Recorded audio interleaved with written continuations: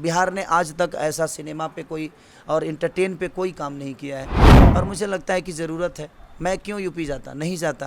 अगर बिहार में भी वो व्यवस्था होती, बिहार में फिल्म सिटी होता। नमस्कार, आप देख रहे हैं लाइव सिटीज और आपके साथ मैं हूं वसीम खान। भोजपुरी ने केवल बिहार नहीं, देश नहीं बल्कि विदेशों में भी परचम लहराया है और भोजपुरी का विदेश में परचम लहराने वाले भोजपुरी इंडस्ट्री के सुपरस्टार खेसारी लाल यादव हमारे साथ हैं। भोजपुरी के का हाल बा? ठीक बा? सब बढ़िया बा और भोजपुरी में सब लोग सुपर स्टार ह। हाँ, जे आज आइल बा वो सुपर स्टार ह। आज 15 वर्ष से काम करत तो वो सुपर स्टार ह। तो ये सुपर स्टार मत बोलिए, भोजपुरी का बेटा बोल दीजिए, भोजपुरी का एक नागरिक बोल दीजिए, भोजपुरी के गोद में खेलने वाला एक अनुज बोल दीजिए। सबका भाई हूँ मैं और मैं कोई सुपरस्टार नहीं हूँ। और लाइव सिटी के माध्यम से मैं सबको बोलना चाहता हूँ, नवरात्रि की ढेर सारी शुभकामना। माता रानी सबको खुशियाँ प्रदान करे, ताकि आपकी खुशी में ही हमारी खुशी है। और जो मेरा सिनेमा रिलीज़ हो रहा है लिट्टी चोखा, ये किसान पे आधारित सिनेमा है और कॉमेडी से भरपूर सिनेमा है। ये गाने आपको हर गाने खूबसूरत मिलेंगे आपको। पराग पाटिल ने बहुत अच्छी सिनेमा बनाई है। हमारे प्रदीप शर्मा जी ने इसका पैसे लगाने का काम, प्रोड्यूस का काम जो किया है, उसके लिए दिल से थैंक यू कि आपने इतनी अच्छी सिनेमा का हिस्सा मुझे बनाया। मैं दोनों का आभारी हूँ। लिट्टी चोखा नाम क्यों रखा गया? इससे पूरा कहानी क्या है? किसान पर आधारित है तो ये किस तरीके से क्या है इस? देखिए, हमारा सबसे अगर देखा जाए तो बिहार यूपी का सबसे बढ़िया भोजन अगर कोई डिश है तो वो लिट्टी चोखा ही है। और लिट्टी चोखा से मेरा नाता मुझे लगता है कि 2006 से लेकर 2005, 6, 7 तक मैं लिट्टी चोखा ही बेचता रहा दिल्ली शहर में।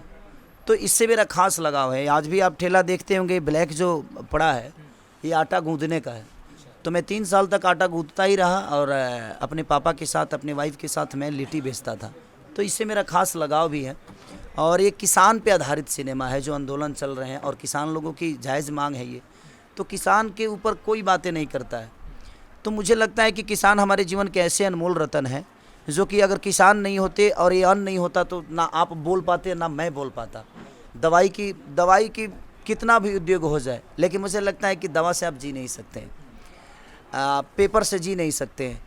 भोजन ऐसा चीज़ है कि ये हर आदमी को जीवन दान देता है और उसी पे आधारित ये सिनेमा हमने की। फिल्म तो आपने बनाई किसान पर आधारित है, मगर जिस तरीके से लगातार किसान प्रदर्शन कर रहे हैं, सरकार अब तक उनकी जो मांग है वो मान नहीं रही है। आवाज़ शायद सरकार तक नहीं पहुंच रही, आपको लगता है? वही तो चीज़ें हैं कि देखिए, हम वहाँ जाकर धरना प्रदर्शन तो कर नहीं पाएंगे, क्योंकि क्राउड का भी बड़ा समस्या होता है हम लोगों के लिए। तो मैं अपने माध्यम से किसान का क्या हेल्प कर सकता हूँ, अपनी बातें सरकार तक अपने माध्यम से पहुँचा सकता हूँ। उसी पे आधारित सिनेमा कि भाई मैं अपनी बातें अब कैसे पहुँचाऊँ। मैं बोल दूंगा तो वो बातें होगी नहीं। तो मैं चाहता हूँ कि पूरी सिनेमा दिखा दूँ कि किसान हमारे लिए कितनी ज़रूरत है और हमारे लिए किसान की उपलब्धियाँ क्या है। तो वो मैंने अपने सिनेमा के माध्यम से लोगों तक पहुँचाने का काम किया। भोजपुरी इंडस्ट्री के भी कई एक्टर हैं, अभिनेता हैं जो कि सरकार के कहीं कह सकते हैं कि पार्ट भी हैं। रवि किशन जी हों या अन्य जो नेता हैं, क्या उन लोग, आपकी जो बातें हैं उनसे बातचीत हुई है? क्या ये फिल्म के बारे में भी आपने डिस्कस ज़रूर किया होगा और आपने क्या मांगे रखी हैं कि आप भी सरकार? देखिए, वो किसी पार्टी के हिस्सा हैं, मैं आज़ाद हूँ। तो मैं अपनी बातें जितना बेधड़क बोल सकता हूँ वो नहीं बोल पाएंगे, क्योंकि उनके ऊपर बहुत सारे बंधनें होती हैं, पार्टी के दबाव होता है, क्या होता है वो अब जाने, क्योंकि मैं पार्टी में ना हूँ ना मुझे पता है सब चीज़ें। तो मैंने कई बार बातें की है। तो आज दिनेश जी यूपी से हैं, तो यूपी में तो फिल्म सिटी है, तो वो अपने राज्य को कुशल कर रहे हैं, कोई दिक्कत नहीं है। रवि जी यूपी से हैं, तो रवि जी अपने राज्य में फिल्म सिटी है और फिल्म नीति को बढ़ावा मिल भी रहा है। तो मैं यूपी को तो दोषी नहीं बनाऊंगा, इसलिए नहीं बनाऊंगा कि मुझे लगता है कि यूपी में आज हम शूट करने डेली हर सिनेमा यूपी करने जा रहे हैं। उसका रीज़न यही है कि हमें सरकार से कहीं ना कहीं लाभ मिल भी रहा है और सिनेमा को एक सब्सिडी के तौर पे कुछ चीज़ें मिल रही है।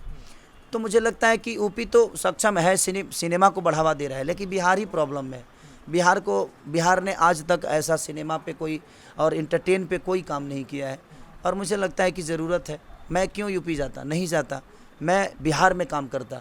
अगर बिहार में भी वो व्यवस्था होती, बिहार में फिल्म सिटी होता, बिहार में अगर सब्सिडी होती, तो मुझे लगता है कि बिहार हमारे लिए बेस्ट है, क्योंकि हमारी माँ है, यूपी हमारी माँ है। तो मौसी और माँ के बीच में हम आज रहते, लेकिन हम सिर्फ मौसी के पास रह रहे हैं। रीज़न ये है कि हमारे प्रोड्यूसर की रिकवरी भी बहुत ज़रूरी होती है। तो उस रिकवरी के आधार पर देखा जाए तो यूपी बेस्ट है और यूपी में हर आदमी काम कर रहा है। मुख्यमंत्री नीतीश कुमार कहते हैं कि हर क्षेत्र में विकास का कार्य किया गया है, पहले का बिहार और अभी का बिहार में काफ़ी अंतर है। मैं उनसे ही पूछना चाहता हूँ कि कहाँ काम हुआ है। जिस तरह आज से 30 साल 50 साल पहले जिस तरह बाढ़ आती थी, आज भी बाढ़ वो इसी तरह आती है। चिमकी बुखार भी रेगुलर ही आता है। आज भी पटना में पानी घुसता रेगुलर ही है जैसे पहले घुसता था। विकास आप किसको बोलते हैं? विकास किसको बोलते हैं? रोड अच्छे हैं उसको विकास बोलिएगा आप? वो ज़रूरी है हमारे जाने के लिए, लेकिन हम क्यों जाएंगे घर छोड़ के? घर छोड़ के कोई क्यों कहीं जाता है काम करने? तो जब हमारे पास काम ही नहीं है तो हम उस रोड का क्या मतलब है? जब हमारे पास काम नहीं है तो उस रोड का क्या मतलब है? हमारे घर में बिजली है लेकिन टीवी नहीं है सर, क्योंकि टीवी पैसे से आती है। हमारे बच्चे मनोरंजन नहीं कर सकते। हमारे घर में सारी चीज़ें हैं, आपने लाइट दे दी, रोड दे दी, लेकिन हमें रोज़गार ही नहीं दिया। तो रोज़गार आप नहीं देंगे तो हमारा बिहार उन्नति कैसे करेगा? नीतीश कुमार कहते हैं कि विकास के माध्यम से हम अवसर पैदा कर सकते हैं, सरकारी नौकरियां नहीं दे सकते। सरकारी नौकरी की ज़रूरत ही नहीं है सर, आप प्राइवेट कंपनियों को हायर करिए ना। ये बताइए ये कितने सरकार की कंपनियां हैं आज गुजरात में? गुजरात में जितने भी कंपनियां हैं सब सरकार का ही है। बॉम्बे में जितनी भी कंपनियां हैं सरकार का है। आज दिल्ली में जितनी कंपनियां हैं सरकार का है? नहीं ना सर, प्राइवेट लोगों का है। लेकिन आप अपने मुंह से ही बोलते हैं कि जंगल राज है, जंगल राज है, ये जंगल राज, वो जंगल राज, यहाँ मर्डर होते हैं, यहाँ हत्या होते हैं। तो कौन व्यापारी आएगा आपके राज्य में अपना बिजनेस करने के लिए? उसको तो पहले से ही पता है कि भाई हम जाएंगे और मारे जाएंगे। तो मेरे कहने का मतलब पहले अपने जुबान को हर आदमी को कंट्रोल करना पड़ेगा, अपने राज्य को क्लीन बनाना पड़ेगा। गलत भी हो रहा है तो उस पर पर्दा थोड़ा सा डालिए, हल्का डालिए, ताकि रोजगार आए। अगर अच्छा ये बताइए मार्केट क्यों बढ़ता है? मुझे ऐसा लगता है कि आदमी फ्री है तो गलत काम करना शुरू करता है। आप उसको इतना बिजी कर दीजिए कि शायद वो गलत काम करने का उसको मौका ही ना मिले। हम बिजी नहीं है इसलिए हम गलत करने लगते हैं, क्योंकि हमारे पास कुछ करने के लिए है नहीं तो कुछ तो कर रहा है वो। तो ये बातें आ जाती है सर। इसीलिए मैं चाहता हूँ कि किसान की जो आंदोलन हमने शुरू की है, उसी तरह अपने माध्यम से हर कलाकार से लेकर हर क्षेत्र में जो जहाँ है, किसानों की आवाज़ को उठाना आपका दायित्व बनता है। क्योंकि किसान नहीं तो हम नहीं, हमारी जीवन किसानों से चलती है और उसी पे आधारित हमने इस सिनेमा को किया। अच्छा, बिहार विधानसभा उपचुनाव है, ऐसे में तमाम पार्टियां दमखम लड़ा रही है, अपने कैंडिडेट को उतारी चुनावी मैदान में। राजद की तरफ से भी 2 प्रत्याशी जो हैं वो चुनावी मैदान में हैं और आप कहते नज़र आते हैं कि लालू प्रसाद यादव पिता समान हैं और बहुत पहले से आप जुड़े हुए हैं। तेजस्वी यादव से भी लगातार और तेज प्रताप यादव से भी आप मिलते जुलते रहते हैं। क्या चुनावी मैदान में राजद की तरफ से खेसारी लाल यादव? देखिए उस समय में कहाँ रहूँगा, कैसे रहूँगा, किसी का नुकसान करके मैं कोई प्रचार नहीं करता। मेरा मानना वहाँ है कि देखिए मैं क्या बोला कि मैं एक इंटरटेनर हूँ, तो मैं अपना इंटरटेन छोड़ के मैं कहीं नहीं जाता, क्योंकि मेरी पहचान इंटरटेन से है, मेरी संगीत से है, मेरे काम से है। तो मैं अगर वक्त मिलता है तो मैं अपनों के लिए जाता हूँ। वो समय की बातें है कि मैं कहाँ रहूँगा, कैसे रहूँगा, मैं कहाँ क्या काम कर रहा हूँ। मैं फ्री रहता हूँ। अगर बुलावा आता है तो मैं बिल्कुल जाता हूँ। पिता समान लालू प्रसाद यादव अगर खेसारी लाल यादव को बुलाएं तो क्या समय निकालकर खेसारी लाल यादव चुनावी मैदान में प्रचार के लिए राजद के लिए उतरेंगे? मैं बिल्कुल आता हूँ, ऐसा नहीं कि नहीं आता, मैं बिल्कुल आता हूँ। और अगर ऐसा समय हुआ, अगर टाइम हुआ तो मैं ज़रूर आऊँगा। अच्छा, दशहरा है क्योंकि नवरात्र है, तो ऐसे में खेसारी लाल यादव पटना पहुंचे हैं और फ़ैन फॉलोइंग भी आपकी काफ़ी अच्छी और ज़्यादा, आप हर क्षेत्र में कहीं ना कहीं आप परचम लहरा चुके हैं। कुछ नवरात्र के समय में कुछ मधुर गीत? क्या मेरी आवाज़ आज 7 दिन से इन्फेक्शन में पड़ा हूँ मैं, मेरी आवाज़ काम ही नहीं कर रही है, लेकिन फिर भी गा देता हूँ क्योंकि चैनल के माध्यम से कि माई के मूर्तिया कहीं गोबावे मंदिरिया अलगा। ये गाना एक मेरा रिलीज हुआ है, बहुत लोगों को पसंद भी आ रहा है। तो इसी माध्यम से मैं कहूँगा कि लिट्टी चोखा फिल्म जो है, जो आ रही है, उसमें उसका कोई गीत जो किसानों को आप डेलिकेट आप लोगों ने? वो मेरे ऊपर नहीं है, किसान के ऊपर। वो क्लाइमेक्स में वो गाना आपको सुनने को मिलेगा। मैं उस सिनेमा से माध्यम से मैं यही बता दूंगा कि ये माध्यम है सिनेमा का। अगर मैं कहानी पहले ही अगर बता दूंगा तो शायद कैसे कोई देखेगा।